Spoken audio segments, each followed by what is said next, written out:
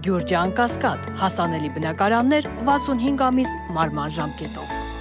Վարչապետ Նիկոլ Փաշինյանն աշխատանքային այցով ժամանել է Թուրքիա, հայտնել է Նազելի Բաղդասարյանը։ Ստամբուլի միջազգային օդանավակայանում Հայաստանի վարչապետին դիմավորել է Թուրքիայի արտաքին գործերի նախարարի տեղակալը։ Նիկոլ Փաշինյանը հանդիպում կունենա տեղի հայ համայնքի ներկայացուցիչների հետ։ Երեկոյան կկայանա վարչապետ Նիկոլ Փաշինյանի եւ Թուրքիայի նախագահ Ռեջեփ Թայիպ Էրդողանի հանդիպումը։ Հայաստանի պաշտպանության նախարարությունը հայտնել է, որ հունիսի 20-ին ժամը 8-ից 9 ընկած ժամանակահատվածում Ադրբեջանի զինված ուժերի ստորաբաժանումները կրակ են բացել Սյունիքի մարզի ներքին Հանդ բնակավայրի ուղղությամբ, ինչի հետևանքով վնասվել է բնակելի տուն։ Բարեբախտաբար տուժածներ չկան։ Բաքվում շարունակվել է հայ գերիների, այդ թվում Արցախի հանրապետության նախկին ռազմաքաղաքական ղեկավարության դատավարությունը։ Հարցաքննվել է Պաշտպանության բանակի հրամանատարի նախկին տեղակալ Դավիթ Մանուկյանը։ Դատավարության ընթացքում իբր ուսումնասիրվել է նաև Արցախի Պաշտպանության բանակի նախկին հրամանատար Կամո Վարդանյանի ստորագրած գաղտնի փաստաթուղթը։ Քննարկվել են տարածքների ականապատմանը վերաբերող հարցեր։ Մանուկյանը փաստացի հերքել է ադրբեջանական կողմի պնդումները,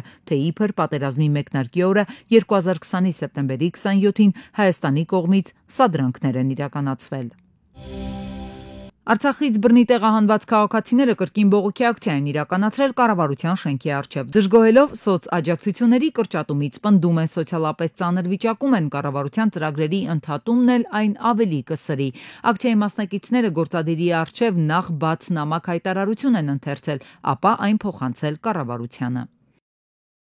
Հորդորում ենք Հայաստանի Հանրապետության կառավարությանը վերանայել տեղահանված արցախցիների նկատմամբ իրականացվող ծրագրերը, վերանայել այն տարբերակումները, որ դրվում են փախստականների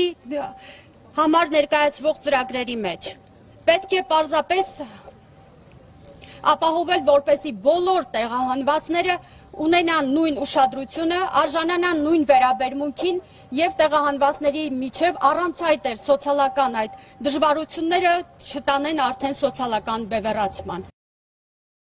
Մարդու իրավունքների պաշտպանը փախստականների համաշխարհային օրվա առթիվ կոչ է անում ուշադրություն դարձնել փախստականների, ապաստան հայցողների եւ տեղահանվածների իրավունքների պաշտպանությանը։ Նա ընդգծել է, որ հատկապես կարևոր է արձագանքել Լեռնային Ղարաբաղից բռնի տեղահանվածների խնդիրներին եւ ընդգծում է միջազգային պարտավորությունների կատարումն ու խախտված իրավունքների վերականգնումը։ Պաշտպանը նշում է, որ աշխարհում փախստականների թիվը գնալով աճում է, ինչը պահանջում է իրավական մեխանիզմների կատարելագործում նրանց իրավունքների պահպանման համար։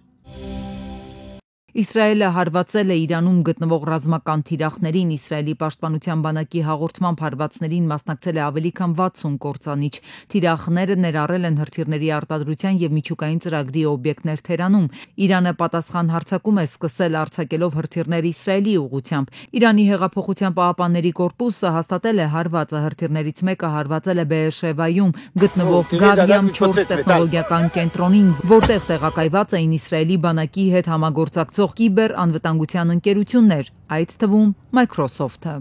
Իսրայելի վարչապետ Բենյամին Նեթանյահուն հայտարարել է, որ Իսրայելի գործողությունների գլխավոր նպատակը Իրանի միջուկային ծրագրի սպառնալիքի վերացումն է։ Նրա խոսքով դա ուղղված չէ Թեհրանի իշխանության տապալմանը, սակայն նման զարգացումները հնարավոր են իբրև հետևանք։ Նրա խոսքով ներքաղաքական զարգացումները Իրանում պետք է որոշի հենց իրանական ժողովուրդը։ Իսլամական հեղափոխության պահապանների կորպուսի ձեռնարկած անվտանգության միջոցների շնորհիվ Թեհրանում հաջողվել է կանխել հնարավոր մահափորձը Իրանի արտաքին գործերի նախարար Աբբաս Արաղչիի դեմ։ Այս մասին գրել է նախարարի խորհրդական Հոսեյն Ռանջբարանը, ընդգծելով, որ Արաղչին իրեն առաջին հերթին դիտում է որպես հայրենիքի զինվոր։ ԱՄՆ նախագահ Դոնալդ Թրամփը նախատեսում է առաջիկա 2 շաբաթում որոշում կայացնել Իրանի վրա հնարավոր հարձակման վերաբերյալ։ Սպիտակ տան տվյալներով ներկայում բանակցությունների որոշակի հնարավորություններ դիտարկվում են, սակայն Ուիթքոֆի եւ իրանցի պաշտոնյաների միջև որևէ հանդիպում չի պլանավորվում։ Շփումները շարունակվում են ոչ հրապարակային մակարդակում։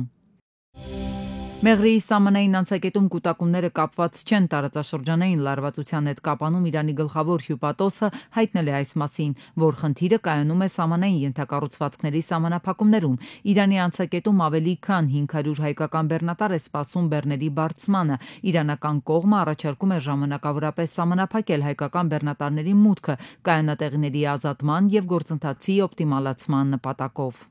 Հայաստանի Հանրապետության տարածքային կառավարման նախարարի հանձնարարությամբ Հայաստան-Իրան սահմանային անցակետում գործարկվել են փոքր եւ միջին ավտոբուսներ, որոնք ուղևորներին տեղափոխում են Երևան շուրջ 12,000 դրամով։ Այս որոշումը կայացվել է այն բանից հետո, երբ տաքսիստները Իրանից ժամանածներին պահանջել են անարդարացի բարձր գներ։ Սյունիքի մարզպետը նշել է, որ սահմանին մարդաշատություն չկա, հոսքը սովորական է, սակայն արհեստական գնագոյացումը ստիպել է միջամտել եւ կարգավորել իրավիճակը։ Ռուսաստանի փոխվարչապետ Ալեքսեյ Օվերչուկը հայտարարել է, որ ռուսական բիզնեսը Հայաստանում ապագա չի տեսնում պայմանավորված երկրի եվրոպական ուղղությամբ շարժվելու որոշմամբ։ Նա նշել է, որ առևտրաշրջանառությունն արդեն նվազել է ինչպես Հայաստանի, այնպես էլ ԵԱՏՄ գործընկերների հետ։ Ըստ նրա, հնարավոր է առաջիկայում Եվրոպան պահանջի փակել երկինքը ռուսական ինքնաթիռների համար, ինչը կբերի նոր սահմանափակումների, այդ թվում բեռնափոխադրումների ոլորտում։ Կառավարությունը Հայաստանի տարածքից Սիգի ձկնկիթի արտահանման ժամանակավոր արգելք սահմանելու մասին որոշում է կայացրել։ Հիմնավորման մեջ նշվում է, որ այս որոշումը բխում է Սևանալճում կենսաբաշարի կայուն գործածման եւ կենսաբազմազանության պահպանության պահանջից։ Վերջին տարիներին Սիգի կենսազանգվածի աճի տենդենսը դեռևս չի ապահովում վայրի ձկնատեսակի բնականոն աճն ու օպտիմալ թվաքանակի աճը լճում։ Որոշումն ուժի մեջ է մտնելու հուլիսի 2-ից եւ գործելու է 6 ամիս ժամկետով։ Նույնականացման քարտերի թողարկման պահանջարկը զգալիորեն աճել է հայտարարագրման գործընթացով պայմանավորված։ Ներքին գործերի նախարարության հաղորդմամբ 2025-ի հունիսի 17-ի դրությամբ գրանցվել է ավելի քան 131,000 դիմում, իսկ 2024-ին արդեն տրվել է 161,000 քարտ, 2,5 անգամ ավելի 2023-ից։ Տեղադրվել են նոր տպագրական սարքեր, ինչը կրկնապատկելու է թողունակությունը, հասնելով օրական 2,000 քարտի։ Կուտակումների եւ ուշացումների խնդիրը հիմնականում լուծված է։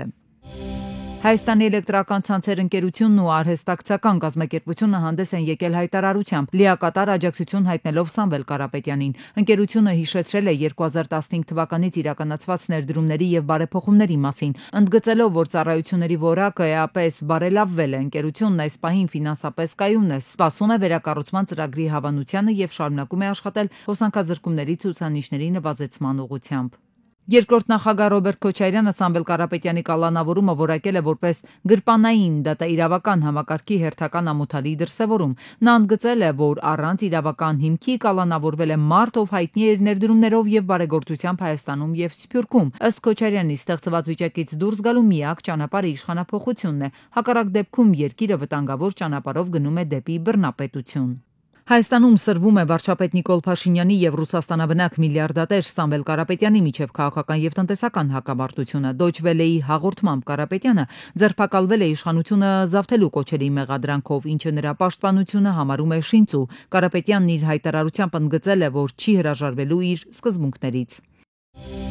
Economist Intelligence Unity վարկանիշում Կոպենհագենը ճանաչվել է աշխարհի ամենահարմարավետ քաղաքը, դուրս մղելով Վիեննային։ Դանիայի մերաքաղաքը լավագույն միավորներ է ստացել կայունության, ենթակառուցվածքների ու կրթության համար։ Վիեննան եւ Ցյուրիխը կիսել են երկրորդ տեղը, իսկ լավագույն տասնյակում տեղ է գտել նաեւ Մելբուրնը, Ժնևը, Սիդնեյը, Օսական, Օքլենդը, Ադելաիդան եւ Վանկուվերը։ Մի շարք քաղաքներ, այդ թվում Մանչեսթերը, Կալգարին եւ Ջակարտան, զիջել են կամ բարելավել են դիրքերը ըստ տարբեր սոցիալական եւ անվտանգության գործոնների։ Տրանսֆերմարքտ կայքը թարմացրել է Սերիա A-ի ֆուտբոլիստների շուկայական արժեքները, որտեղ Հենրիխ Մխիթարյանի տրանսֆերային արժեքը մնացել է 4 միլիոն եվրո։ Չնայած տարիքին հայ կիսապաշտպանը շարունակում է հանդես գալ բարձր մակարդակով եւ մնալ Ինտերի առանցքային խաղացողներից մեկը, պահպանելով իր դիրքն ու կարեւորությունը թիմում։ Ֆրանսիայի վարչապետ Ֆրանսուଆ Բայրուն դժվարությամբ է դուրս եկել Ռաֆալ Կորցանիչից Փարիզի ավիաշոուի ժամանակ։ Դեպքը տեղի ունեցել հունիսի 16-ից 19 ցուցահանդեսի ընթացքում։ Ռաֆալ Էֆինգը, որի շնորհանդեսը համարվել է տարվա գլխավոր իրադարձություն, նախատեսվում է ծառայության մեջ մտցնել 2033-ին։